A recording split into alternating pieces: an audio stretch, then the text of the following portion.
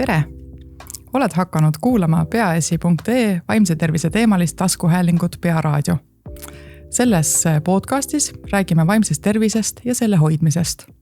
Mina olen Eline Kivinuk, psühholoog ja peaasi.ee koolitaja. Ja täna olen siin vestlust vedamas, õigemini koos vestlemas kirjanikuga Tõnu Õnnepaluga. Tere! Tere! Tere tulemast Pearaadiosse ja meil on täna siis selline teema nagu üksildus. Kuidas sellega toime tulla, mida see tähendab, millistes olukordades võib-olla me üksildust ka kogeme ja tuleb selline vestlus. Jaa, sa ütlesid kohe üksildus, et kas sa teed vahet üksindusel ja üksildusel või ei? Mina vahel teen vahet, siin me võime kokku leppida, et kasutada siis seda sünonüümidena, aga üksildus on pigem ikkagi psühholoogina, ma ütlen, üksildus on tunne, et see ja on üldinimlik, iga inimene mingis kas eluperioodis või elu kuidagi mingis olukorras seda üksildust tunneb. Aga ja vahel üksinduse puhul öeldakse just seda füüsilist, et on eraldatuse tunne või mingi isolatsiooni olukord. Aga täna võib-olla võime siis kasutada äkki sünonüümidena seda. Ma arvan, et võime, et see tegelikult see vahet tegemine natukene selline pedantlik, et ega reaalselt keeles neil ei ole vahet. Jah, et ongi võib-olla kokkuleppe küsimus, kuidas sellest räägitakse. Jah, et pigem see, millest räägitakse, tuleb välja ikkagi jutu sees, et võib, üksindus tähendab ju ka tegelikult tunnet. Ja mina mõtlesin, et võib-olla sissejuhatuseks teha väikese siis ka juba pakkuda toimetuleku võtet kuulajatele, et kes võib-olla on üksildust vahel kogenud, et siis öeldakse, et üks selline võte, kuidas üksildusega paremini toime tulla, on teha väike tänulikkuse harjutus. Ja see ei ole siis siin selline füüsiline harjutus, aga ikkagi selline väike praktika, et märgata, mis on täna läinud juba hästi. Kas sulle tundub, et võiksid jagada, mis on täna läinud juba hästi? Või täna on kõik läinud hästi. Kohe algusest peale välja arvatud see, et ma jäin siia hiljaks. Aga ma jõudsin kohale ikkagi ja täiesti tervena, mis on juba suur pluss. Väga hästi. Ja väga hästi ja igatepidi hommik on kole ja hästi udune ja pime. Aga ta on käes, on juba läinud valgeks ja vihma ei saja. Ma jõudsin siia ka kuivana ja ei üleüldse, ma ei tea, ei ole nagu noriseda millegi üle. Väga tore ja mina lisan siia võib-olla omalt poolt, kuna see nii sobilikult täna hommikul juhtus, et kuna me salvestame seda siin detsembri hakul seda saadet, siis mina leidsin juba postkastist esimese postkaardi, jõulukaardi. Ma arvan, et see oli jõulukaart, ma ei avanud seda, veel ma mõtlesin, et pärast seda salvestust siis avan, aga ühelt noorelt perelt ma juba teel siia mõtlesin, missugused, et kas on perepilt või mis laadi tervitus on, aga igal juhul see postkaardi saamine iseenesest ka väga olulisel määral seda üksildustunnet ka leevendas. Ja mina kirjutasin hommikul ära ühe kirja, mida ma olen mõelnud tükk aega kirjutada juba. Et see oli success. Just, siin on juba mitmeid võtteid, et siis tekitada sellist suhtlusolukorda ja leevendada selles osas ka seda. Pluss mul on ka postkastis seljakotis on just nimelt valmis pandud kalender ja kaardid, mida ma kavatsen posti panna pärast. Nii et see on ka jõuluks valmistamine, et lähevad välismaale. Et see on jällegi, et ma sain nad kaasa võetud ja valmis kirjutatud ja jälle eduelamus. Jaa, väga head praktilised võtted ja see on siin ka, kuidas me kuulajad kutsume kaasa täna. Et siis jooksvalt on siin erinevaid toimetulekuvõtteid ja siis peatume erinevatel teemadel, et inimesed saavad võtta enda jaoks ka sellise võib-olla aktiivse oleku selles vestluses kaasas olemiseks. Ja saab ju seda ka märgata, et kui siin tekib mingid mõtteid, millega kuulaja kuidagi nõustub, et siis ka tema kogeb, et seda üksildust on vähem või et keegi mõtleb samamoodi, aga samamoodi siis uuringud ütlevad, et ka kui keegi on väga erineval arvamusel mingist ühest teemast, et siis ka erinevatel seisukohtadel olemine ka tegelikult üksildustunnet leevendab. Ja ega muidugi selline väga positiivne jutt võib ka jubedal kombel ärritada ja vihastada, et mis neil viga rääkida seal stuudios, seal niimoodi sädistavad ja muidugi on kõik hästi. aga istu üksi kodus ja kuula seda. Ja siin on, me tuleme nende teemade juurde ka veel tagasi, aga siin võib-olla selles uuringutele tuginedes siis ikkagi kinnitan, et üks on see positiivne psühholoogia on üks see võte ja tänulikkus on üks see võte, kuidas üksildusega toime tulla, aga seal ilmselt on teisi lähenemisi veel ja igal juhul kõik on teretulnud, et võivad siin seda vestlust ka ja sädistamist kuulata. Mina mõtlen, et võib-olla siis ikkagi ka, kuna on kirjanik on saates ja külaline, siis on äkki hea ka siin teele minna väikese luuletusega, mis ehk ka üksildust puudutab või kuidagi kõnetab, et oled sa midagi täna valinud siia külapostiks? Jaa, ei, kui sa rääkisid luuletusest, siis mul kohe tuli loomulikult meelde, et mul on terve raamatu täis luuletusi, mis ühel või teisel viisil üksindusest räägivad, sest see raamatukene Pimeduse tunnil on kirjutatud väikese saare peal suhteliselt väga üksi olles ja suhteliselt kehvas olukorras, nagu niimoodi hingeliselt ja eluline või tundus sellel ajal, aga tegelikult muidugi, kui aus olla, kui sa juba kirjutad luuletusi, siis kehv olukord, ta ei saa enam nii kehv olla, et see on ikkagi juba väljapääs. Aga igal juhul see Pimeduse tunnil on ka, ta on mõeldud tegelikult ka puht niimoodi aastaajaliselt, sest ma kirjutasingi neid detsember, jaanuar, sellel eriti pimedal ajal, see oli ka täiesti ilma lumeta talv seal Vilsandi saarel, kus ma neid kirjutasin. Nii et see kõik klappis suurepäraselt. Ja et siit võiks võtta ükskõik millise luuletuse ja kuidagi viisi. Ma arvan, see puudutaks ka seda teemat. Väga ilus, aga kuulakame siis. Ja selle luuletuse nimi on Sai. Ma ootasin sind päris kaua aega. Kohv külmaks läks ja kiviks kuivas sai. Mu ilus tuba kõrge valge laega öö tulles hämarduvaks koopaks sai. Mul olid valmis mõeldud laused. Mis ütled mulle? Mina sulle, mis? Me vahel oleks olnud kandvaid pause. Sa kohvi ikka panid suhkrut vist. Siis oli kevad, mäletad see tänav, kus kasvas mitu vibalikku puud. Me kumbki sinna ei saa minna enam. On talv ja muutunud ka palju muud. Sul tookord miskit tuli vahele ja mina akna alla seisma jäin. Ei mõtle enam ammu meile kahele, kui vahel unes sinul külas käin. Vau, aitäh seda jagamast ja võib-olla sa soovid äkki laiendada, et kuidas luuletusi võiks kasutada heas mõttes, et just seda üksildustunnet leevendada? Mina olen luuletusi küll kasutanud niimoodi täiesti praktilise vahendina elus hakkama saamiseks.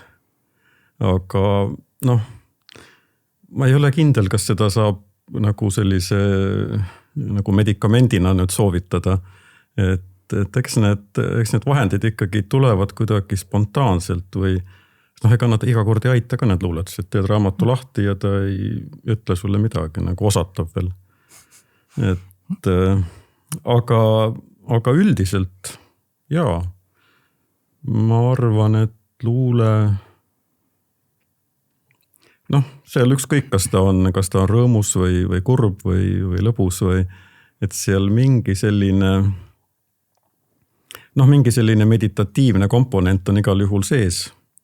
Et kui sa juba suudad ühte luuletusse süveneda, siis see rütm ja see mingisugune hääl, mis seal sees on, see viib su kaasa. Et mingis mõttes luuletus ikkagi võib-olla väga otseselt saab sinuga rääkida. Et seal on see inimese hääl võib-olla kõige rohkem kui proosas.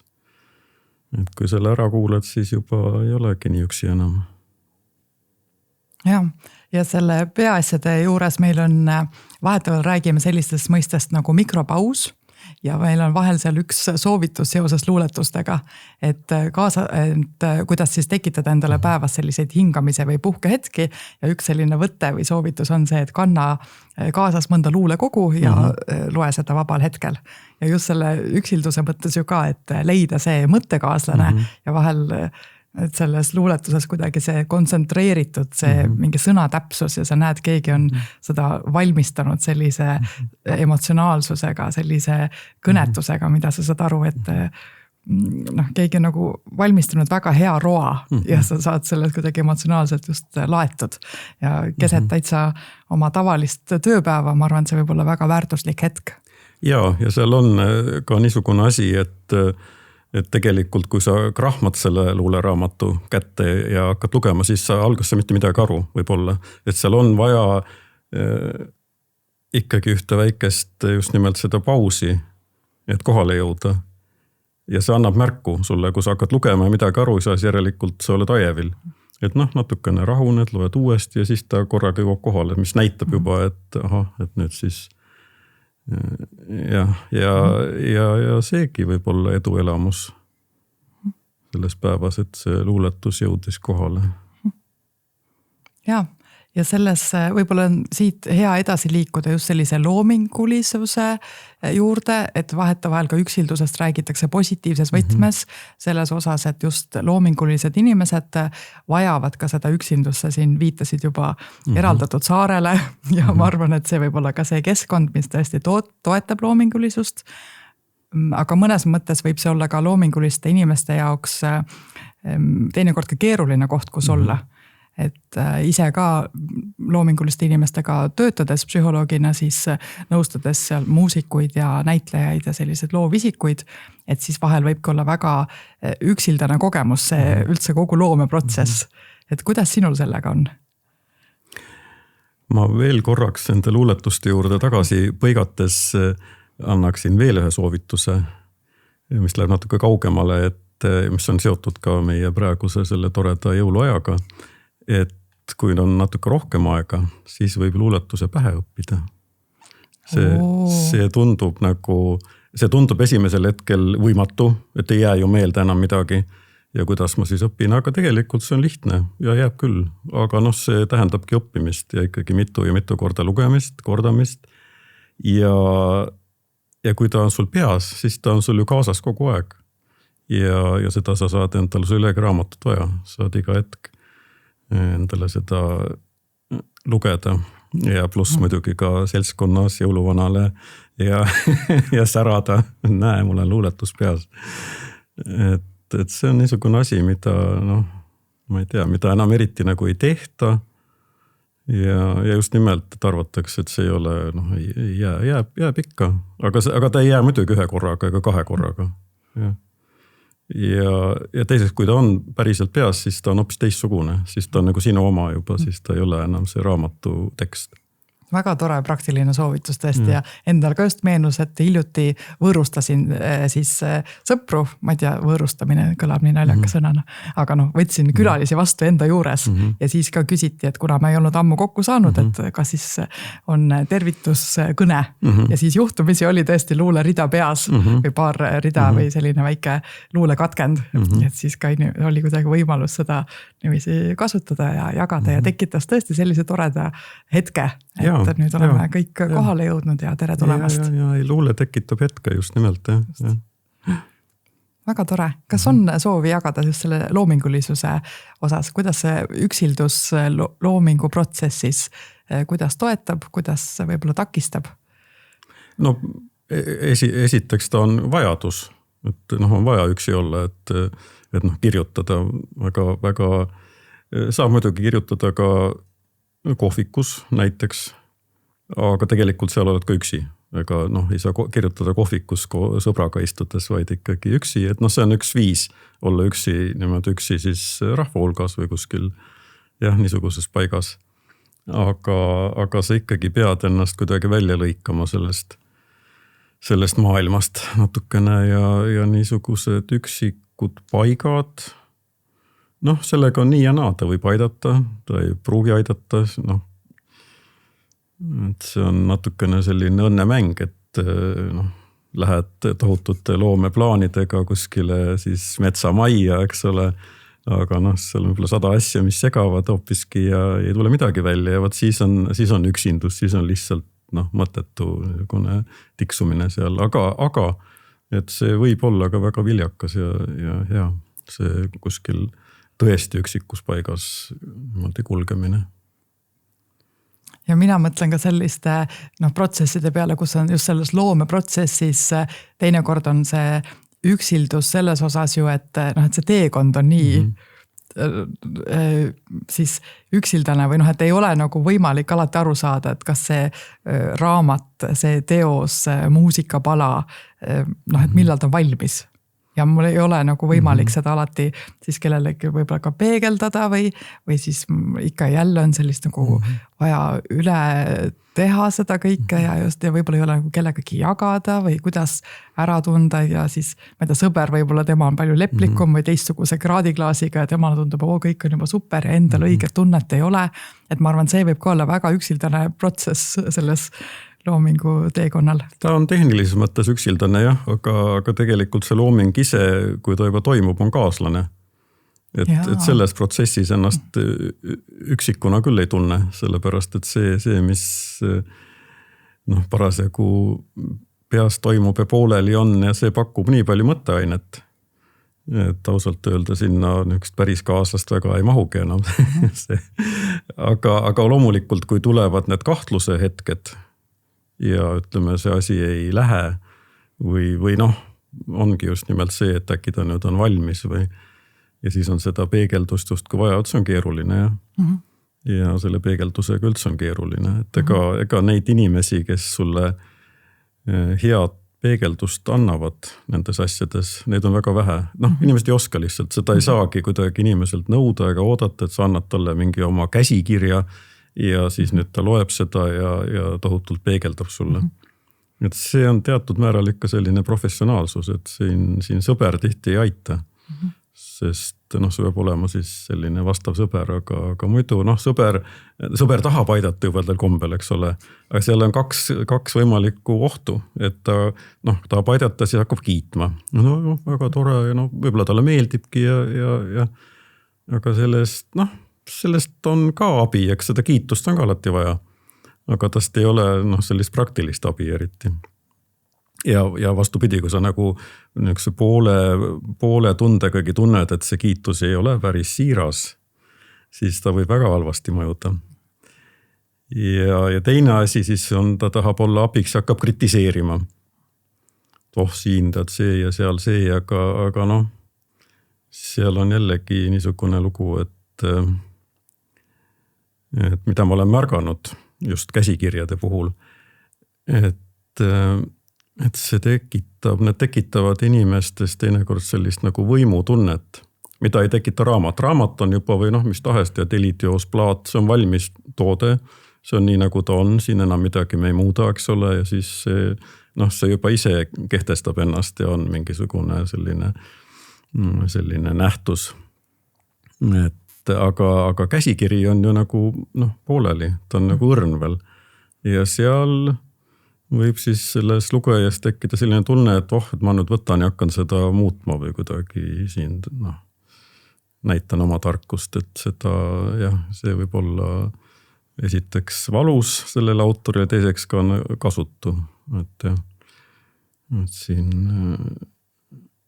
kahjuks on see looming tõesti selline üsna üksildane või et seal on vaja tegelikult professionaali. See ei pea olema üldse mingi suur sõber, aga sellist professionaali, kes kuidagi oskab seda asja niimoodi vaadata nagu vaja. Väga põnevad mõttekäigud just, et selles protsessi poole peal, et see inimene saab aru, et seal on natuke see usalduse küsimus ilmselt, et leida see, et inimene tunneb ennast hästi sellises erilises kohas, et saab seda nagu poolel olevat toodet juba nagu korra katsuda ja siis tekib see soov just, et kuidagi veel rohkem seda, ma ei tea, parandada või tuua mingid, et ma kujutan just sellistes võib-olla ka tantsuvaldkonnas ja etenduskunstide valdkonnas on palju ju sellist ettenäitamist, et work in progress nii-öelda, et siis ka seal ilmselt sellele publikule tuleb ka öelda see eelhäälestus, et kui on mingeid kommentaare, et siis tõesti ikkagi väga et talsub kaaluda, kas üldse öelda.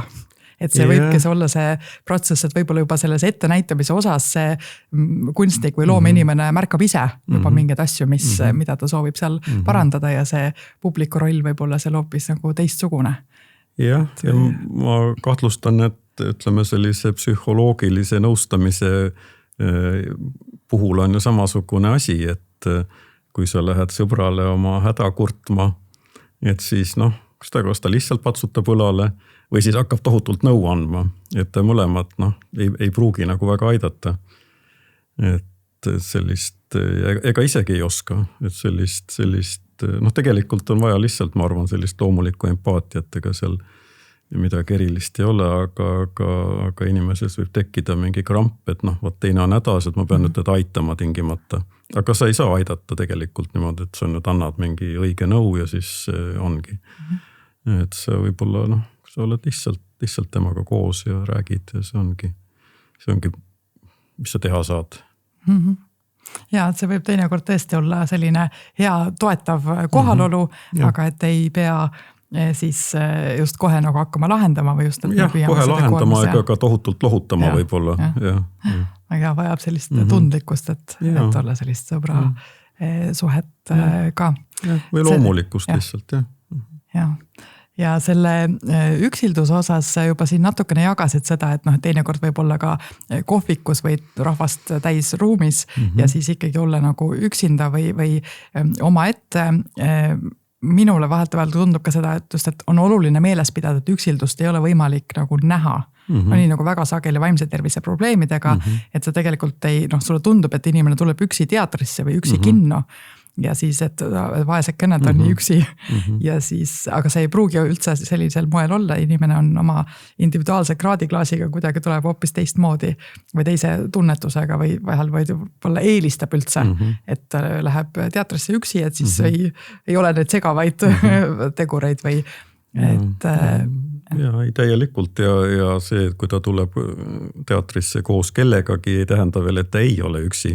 Ta võib väga hästi olla vägagi üksi koos sellest hoolimata või seda enam, just. Et tal see kaaslane seal kõrval on. Et seal on palju seda ka uuritud just seda mittekuulumise tunnet või seda kohta, et kus on et väga suur hulk inimesi, kes kogevad üksildust või tunnevad üksildusena, on sageli lähisuhetes, et või siis mingis pereringis tekib see olukord, et ei ole neid võib-olla toetavad vestluskaaslasi, võib-olla ei saa ausalt jagada, võib-olla on mingeid selliseid teemasid, mida tead, et sinu jaoks on oluline, aga ei taha teisi kuidagi haavata sellega, et on erinevad sellised tundlikud teemad ka ja see tegelikult seda üksildustunnet võib süvendada. Ja see paarisuhe ja perering võib olla ka väga selline, võibki olla üksi jättev või tegelikult nagu selline välja sulgev, et sa oledki seal kinni, et sa ühtepidi oled küll nende inimestega koos, aga sul teisi ka ei ole. Ja just nimelt, et neid asju, mida sa võib-olla oma sellele partnerile ei taha või saa rääkida, seal võivad olla ka asjad keelatud näiteks, mida see teine inimene ei taha kuulda. Aga olukord on niisugune, et sa nagu ei tohi ega võigi kellegi teise juurde ka minna rääkima. Siis on jälle pahasti, et seal paari suhtes võib ka tekkida teatud selline vangistamine.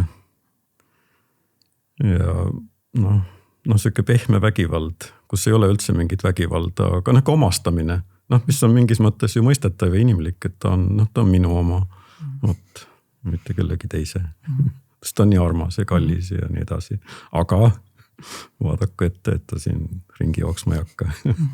Ühelt poolt just, et see võib olla, et teistsuguste suhete nagu otsimine, aga teiselt poolt ka ikka see iseenda vaimse tervise ja selle seisundi märkamine, et mis on need toetavad suhted, kuidas ma saan aru, millised suhted on minu jaoks kvaliteetsed, millised suhted ma vajan ja kuidas siis ka lähisuhtes toetada seda, et siis kaaslane võib ka leida neid inimesi, kelle juuresolekul ta tunneb ikkagi et on erinevad osad täidetud. Et no ma siis tõesti ei propageeri siin erinevate nagu kõrvalsuhete loomist, vaid et on läbi räägitud, et on läbipaistev ja saad aru, et inimene on parem inimene, kui tal on siis, kui ta on oma suhetega üldiselt rahul. Ja, no üks on jälle kerge rääkida ja raske teha, et seal kergesti võib tekkida nagu selline armukadedus või kiivus ja üldse mitte sellepärast, et on mingis suhtes, aga et vaat seal kas või siin söögilauas teise inimesega, vaata kus lobiseb ja räägib kõik ja minuga ta ei räägi. Ja, et mis siis nüüd on. Et jah, seda nagu lubada ja lasta, eks see on suur selline harjutus, jah. Et ega ta siis sellepärast nüüd sinu juurest ära ei jookse, aga vaat me olemegi nagu erinevate inimestega tegelikult erinevas suhtes ja need ei välista üksteist ja ei võta nagu teiselt midagi ära. Aga seda on raske aksepteerida. Et mõned üksildusteemalised uuringud ütlevad ju seda, et miks see üksildus on nii valus teema. Ja see vahel öeldaksegi, et ongi füüsiliselt valus, kuna ajus on need valu ja üksilduse siis aju osad hästi lähedasti seotud oma vahel, aga et miks ta just on selline valus või keeruline, on see, et see põhivajadus nagu kuuluvustunne, et inimesel on see tunne nagu, et ta on selles kuuluvustundes läbi kukkunud. Et ta peaks justkui olema suhetes, ta peaks toimima hästi suhetes, peaks tundma sellist nagu rõõmu ja elevust heast läbisaamisest, aga just, et tundub, et ta on justkui nagu läbi kukkunud, et see põhivajadus on tal justkui nagu katmata. Ja see läbikukkumise tunne võib kergesti tulla ka sellest, et me müstifitseerime teisi üle ja nagu järeldame nende kohta kõike sellest, mida nad välja näitavad ja mis paistab. Et alati teised käivad huvitavatel reisidel ja neil on huvitavad suhted ja näed, läheb seal jälle kellegagi koos ja siis ta räägib, eks ole, mis tal kõik on ja kuidas aga see enamasti ei ole tõsi. See, mida inimesed endast räägivad, see tihti keeras ja täpselt tagurpidi, et kui keegi väga uhkustab oma suhetega, siis ta võib-olla ongi väga üksik. Ja vastupidi, et kellel tõesti need suhted nagu klapivad, tal ei tule pähegi neist üldse vadistada, et see on nagu loomulik. Ja teiseks üldse see nagu enda kõrvutamine teistega, et me paratamatult seda teeme, aga tuleb või tasub ikkagi meeles pidada, et me oleme ikka hästi erinevad, et see, mis on ühele, on hea ja loomulik, see võib-olla mul ei ole, et meil see enda elu võib tunduda, just nimelt, et igatepidi läbi kukkunud ja imelik ja võt miks minul niimoodi ja teistel on, tead, kõik on normaalne, mul on imelik.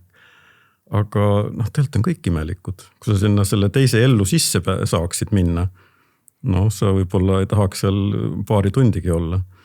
Et selles mõttes ma arvan, et see kõige suurem kunst on kuidagi viisi selle enda elu ja kogu selle mustriga nagu leppimine, et see ongi niisugune, mina elan niimoodi siin ilmas selle oma elukese ära ja katsun hakkama saada, et seal on omad head ja omad head.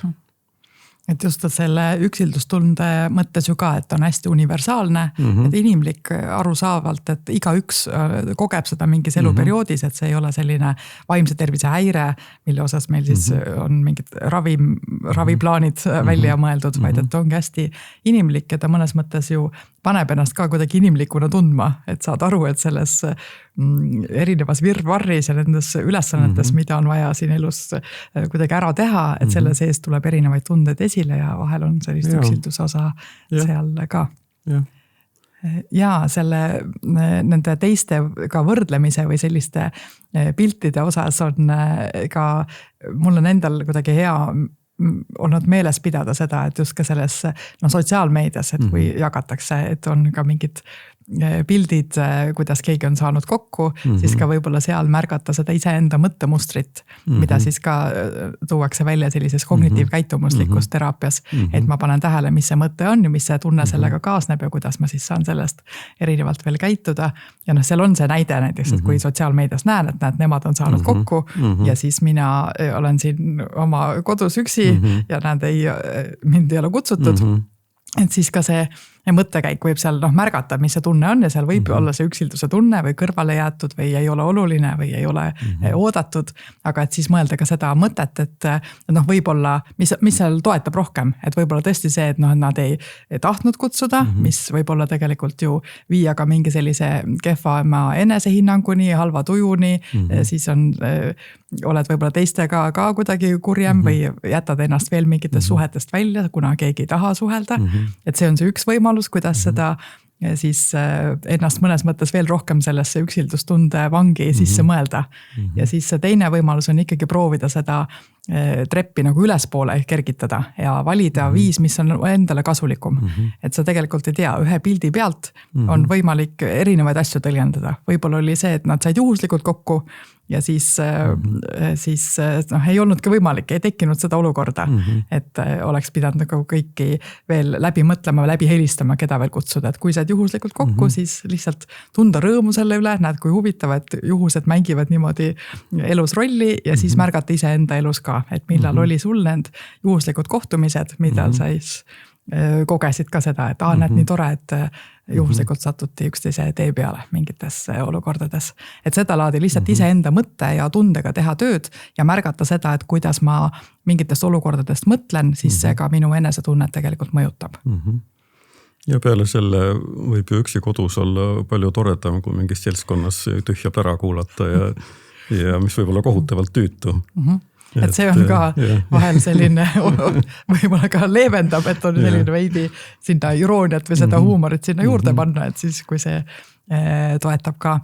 Me salvestame seda saadet siis enne pühade aega ja seal võib-olla ka on see, tekivad võib-olla mingites olukordades siis ümber laua need sellised tühja plära olukorrad või siis ta vahel on tundlik teema.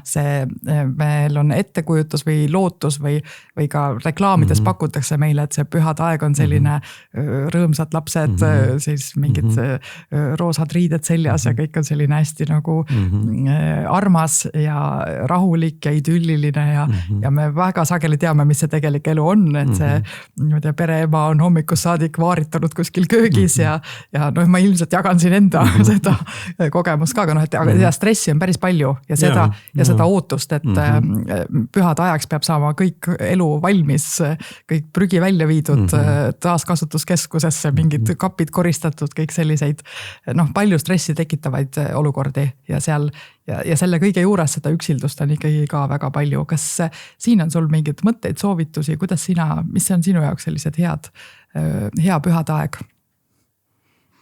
No need pühad on kuidagi, nad on nii, see ettevalmistamine ju algab juba, ma ei tea millal, eks ole, see selline üleüldine, et nüüd need pühad tulevad ja aina lähemale ja et see stressitase võib tõesti tõusta väga suureks ja selle juures, kui mõelda, siis miks?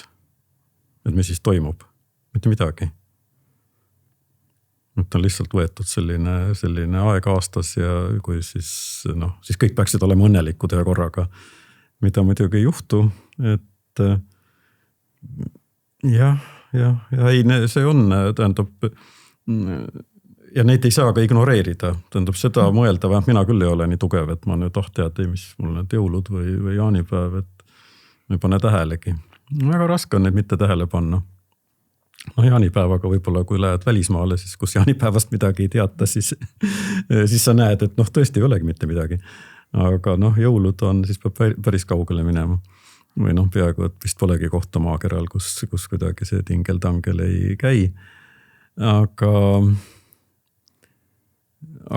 tuleb igal juhul vähemalt see meeles pidada, et kuigi nad on üle mõistuse pikad ja minu meelest nad võiksid olla lühemad, miks peavad ühed pühad olema kui nii pikad, see uus aastaga sinna otsa veel, see on nagu mingi meeletu selline maraton.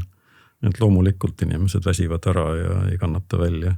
Sest nad on ju oma rutiinist väljas, tööle ei saa minna, kooli ei saa minna, lasteaeda ei saa minna, kõik peavad olema see ninapidi koos või siis üksi. Et see on üks paras jama. Aga mis mina olen teinud näiteks jõulude ajal, et kui ma olen üksi ja kui mul ei ole või kui ma ei tahagi kuskile väga seltskonda minna, siis vaat ma lähengi loodusesse. Jah, lihtsalt. Ja on see ilm, milline on, ega see ei loe. Ja üldiselt ilmad on ju päevad on lühikesed, aga mis siis ikkagi on see aeg minna kõndima kuskile metsa, tõesti loodusesse. Ja seal sa näed, et ei ole olemas mingit pühi. Ega kõik on rahulik, samasugune kui ikka hommik, õhtu, puud ja linnud ja nemad ei tea pühadest midagi. Et see istud seal kännu otsas ja tuled koju, siis oled nagu maha rahunenud. Et peaasi on jah, mitte lasta sellel hüsteerial ennast nagu täielikult kaasa haarata. Aga ma ütlen, et sellest ei pääse täiesti.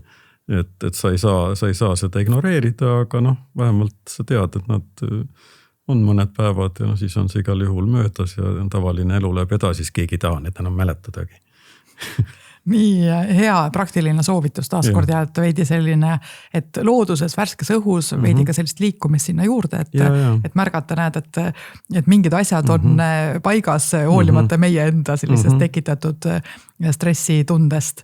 Ja ütlesid, et siin on selline rutiini osa ka, et inimesed on justkui pühade ajal rutiinist välja tõmmatud, mis ma arvan hästi ka mõistlik märgata, et tegelikult jõulupühad on ju ka mõnes mõttes see rutiin, me oleme seda ikka jälle teinud, et siis seal on ja ma alati psühholoogina julgustan ikkagi valmistada ennast ette, et inimene on juba varem olnud, ta teab, millised on sellised tema enda nagu nõrgad kohad võib-olla ja siis on mingid sellised kohad, kus on ju vahel ongi läinud hästi. Et saabki tunda kuidagi kas rõõmu mingite väikeste asjade üle või teha mingit head inimestele, ka täitsa ju võõrastele inimestele mingid sellised juhuslikke heategusid. Et siis tekitada sellist seotuse tunnet rohkem ja vahel siis teha mõned plaanid endale siis jõuluõhtuks, et ma olen toonud siin võib-olla ka näiteks just, et või jõulude perioodiks, et siis on plaan A on siis ma ei tea, teha endale pidulik õhtusöök, kui ei ole, siis kui ei ole seda õhtusöögi meeleolu, siis plaan B on vaadata väga kurba jõulufilmi ja nutta täiega ja siis on minu meelest hea tähelepanek on see, et kui ei pea plaan B kasutama, et tegelikult pääsesin täna ilma selle tujuta või ilma selle hetketa, et pidin seda plaani B-d kasutama ja seal tekib ka väike selline eduelamus või selline võidukogemus, et näed, tegelikult olid pühad täitsa nagu talutavad ja siis, aga et just see ettevalmistus seal natukene mentaalselt toetab. Jah, aga jah, üleüldiselt, et kuidagi need pühad justkui seostuvad nagu tohutult just selle õhtusöögi ja küünalde ja toas istumisega, et vabalt võib just väljas jalutada ja miks mitte näiteks palun väga jõulude ajal käiagi kirikus, kuigi see ei ole võib-olla kirikus käia üldse ja et see on natukene nagu selline kitsch, et just jõuluajal kõik trügivad sinna, aga enam vist ei trügita ka nii väga, see ei olegi enam kuidagi nii metsikult moes ja seal on ka teised inimesed ja ikkagi nagu siis sa võtad ikkagi osa sellest nendest pühadest nagu päriselt. Et ja võib-olla on hoopis väga ilus, et kunagi ei tea, et ei maksa ka nagu ette välistada mingeid asju või seda mingil juhul ei tee või et lasta ka nagu asjadel natukene minna lihtsalt. Peaasi mitte liiga tõsiselt võtta neid pühi. Ja, see just, et mitte ka liiga palju panna panuseid mingitele konkreetsetele hetkedele, et just nii peab juhtuma. Ja ma arvan, et see on hea soovitus just, et ilmselt on, võib-olla teen julge järelduse, aga siin nii kirikus kui ka minu meelest kinos on inimesed üksi on tere tulnud, aga sul tekib ikkagi selline ühine kogemus, et seal on siis ja see jagatud kogemus ja kuidagi koged neid emotsioone, et see on teistmoodi kui olla kodus ja siis ma ei tea, kodus võib ka jälgida ju mingit jumalateenistust, aga see on teistmoodi. Just, et see keskkond ja kodust välja saamine ja võimaldada neid väikseid suhtlusvõimalusi, suhtlusolukordi, mis seal tänaval tekib, et siis on. Ja just peaasi, et mitte nagu kujutada ette, et nüüd peab midagi juhtuma, et miks peaks just nüüd midagi juhtuma, et need pühad iseenesest ei too kaasa mitte midagi. See on tore selline peaaegu sarkastiline lähenemine, et no miks sa just ootad. Ja see vastukaaluks võib öelda, et iga päev võib oodata, et midagi erilist juhtub. Ja juhtubki, kui juhtub, siis see võib ka juhtuda pühade ajal, me ei ole selle eest kaitstud, aga ei pea, jah. Jaa, kas mingi veel võib-olla toimetuleku võte, kuidas selle üksildusega toime tulla või kas on, pigem me oleme siin kuidagi eeldanud, et üksildus on kõigile inimestele loomupärane, aga võib-olla siin on ka mingid selliseid valehäbikohti, et inimesed sageli ei julge tunnistada et endale, et on seda üksildust või ei tunne kuidagi ära seda või mida nendele inimestele mõeldes siin jagada, et kas on mõistlik jagada seda tunnet, mis sellest kasu võib olla, seal võib olla kahjusid ju ka? No, minust esimene asi on võib-olla üldse see, et üksindus on ka vajadus, üksi olemine. On vajadus, aga see vajaduse määr on inimeseti väga-väga erinev. On inimesi, kes tegelikult ei kannatagi üksi olla, ei taha ja ei peagi. Ja kes siis ongi oma elu sättinud niimoodi, et nad kogu aeg on mingis suhtlemisolukorras ja kuidagi sätivad selle nii. Aga teine kannataks seda väljagi. Ja siis tuleb endale nagu aru anda, et jah, et aga tegelikult see on ju minu valik ka. Et meie elu ikkagi on ka natukene meie valikute tulemus. Siin võib alati muidugi argumenteerida, mis ma siis nüüd nii väga siin valin, eks ole, aga natukene ikka, et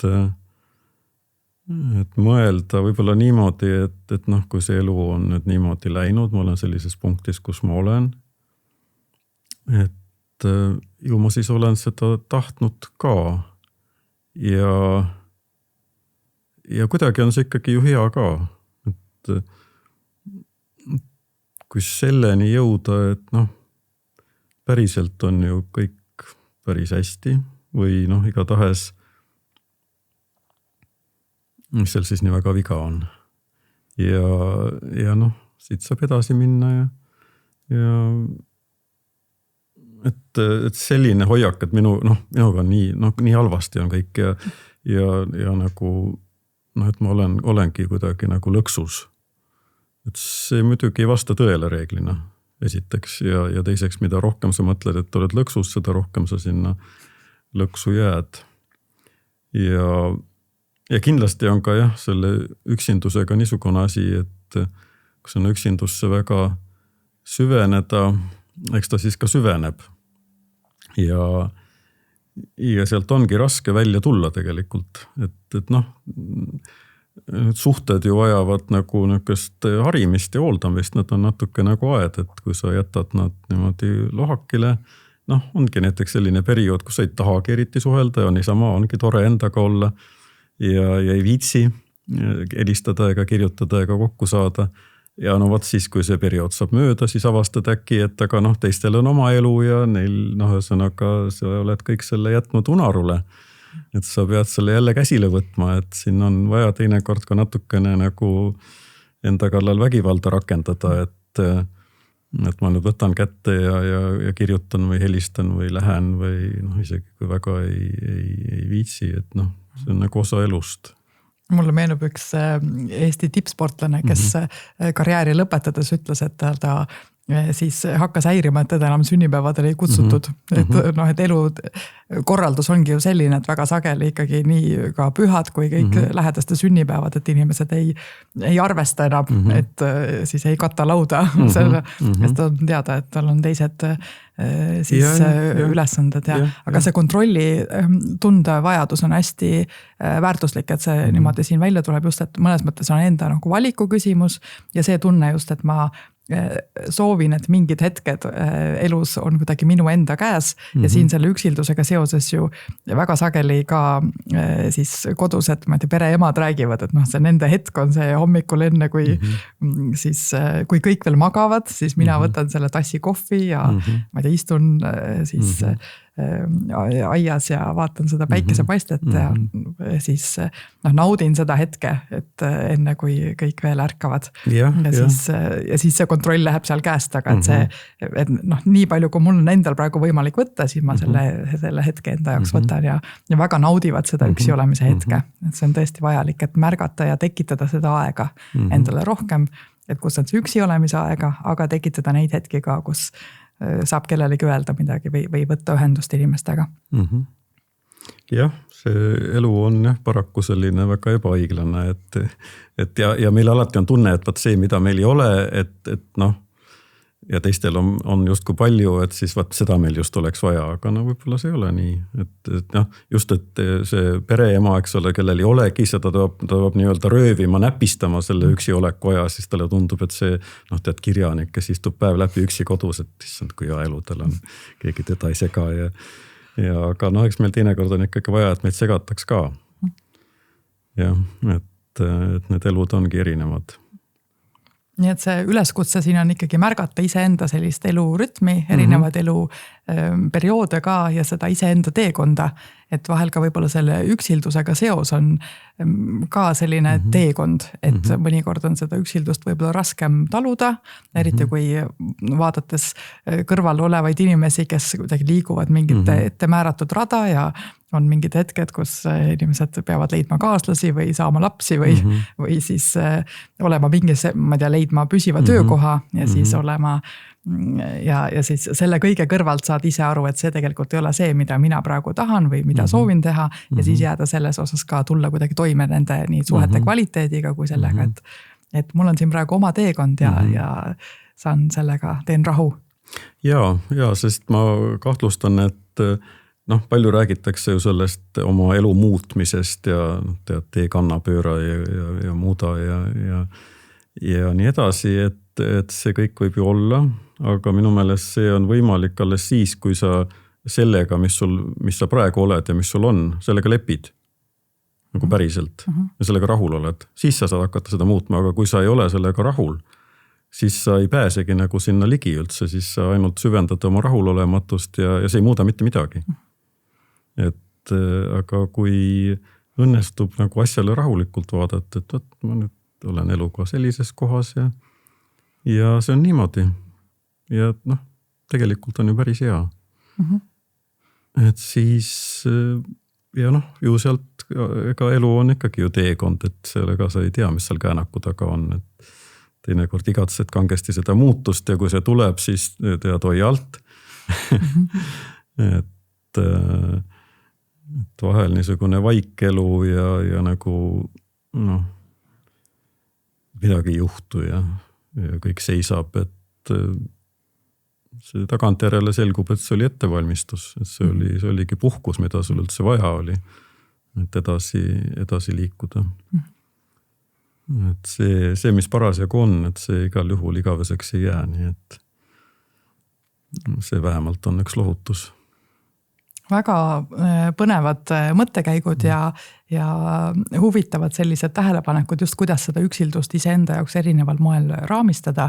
Me hakkame vaikselt seda vestlust kokku võtma ja ma siis ka psühholoogina tahtsin välja pakkuda veel kuulajatele väikese praktilise harjutuse. Et siis kui siin oli võimalus luuletusega kaasa elada, siis ka äkki väike selline praktiline harjutus mitte siin selle saate ajal teha, aga et võib võtta endale siis kaasa, et kirjutada enda üksildusele kiri ja teha siis sellest üksildust tundes selline väike karakter või tegelane. Võib-olla siin tekib kohe mingi selline lapsepõlve kangelase mudel, võib-olla tekib mingi mälestus mingist tegelasest ja just, et kujutled ette, milline see karakter on ja kirjutada talle kiri. Loodetavasti saab veidi siis ka maha istuda, ükskõik kas kohvikus või siis minna mõnda üksildasse paika ja seal kirjutada, aga võtta see aeg ja mõelda, milline see üksildus on siis selle inimese elus ja pöörduda tema poole. Ja võib-olla seal on mingi selline positiivne pool, mida see üksildus pakub ja tänada teda selle eest, siin ka tänulikkuse harjutuse juures, aga võib-olla ka mingid sellised asju, mille osas see üksildustunne võib-olla pingutab üle. et võib-olla ongi nagu see, et on siis võib-olla ta pingutab üle, et tahab pakkuda liiga palju kaitset nende uute suhete eest, aga võib-olla on nüüd aeg korra pöörduda selle üksildustunde poole ja öelda, et sa oled väga kaitsev olnud, aga ma täna võtan selle otsuse ja teen midagi siis teistmoodi ja pöördun inimeste poole võib-olla või teen selle, saadan selle kirja inimesele, kellega pole ammu suhelnud. Jah, et ole natuke aega nüüd omaette ka. Just, et proovi ise, mis tunne on üksildan olla. Aitäh selle vestluse eest. Kas midagi on veel, mida sina soovid siin, et jääks kuidagi sinu poolt kõlama?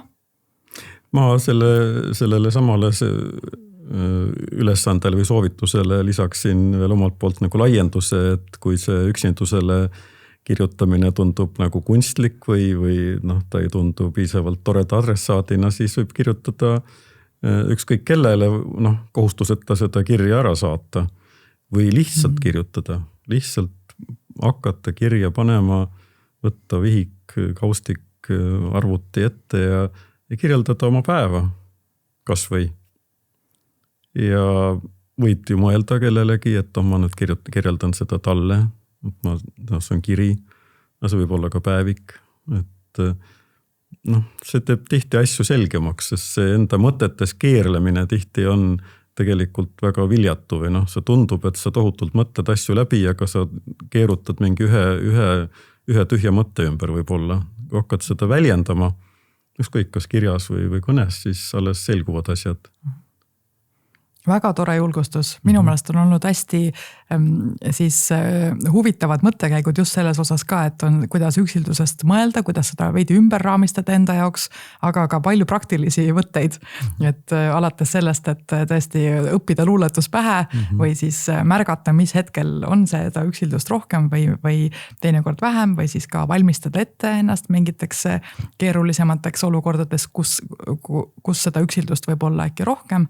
Ja siis kirjutada ise, kui hetkel ei ole seda kõnetavat luuletust, miks mitte olla ise enda jaoks selle hea luuletuse või hea kirjatüki pakkuja kirjutada kellelegi. Aitäh veel kord oma mõtteid jagamast. Minuga oli täna üksildusest rääkimas kirjanik Tõnu Õnnepalu. Ja aitäh meie kuulajatele, et siis olete meiega kaasas olnud ja loodetavasti siis olete leidnud veidi mõttekaaslasi ka üksilduse teemal. Nippe ja soovitusi saab siis vaimse tervise kohta veel meie kodulehelt peaasi.ee ja erinevatelt sotsiaalmeediakanalitelt. Peatse kuulmiseni. Nägemist.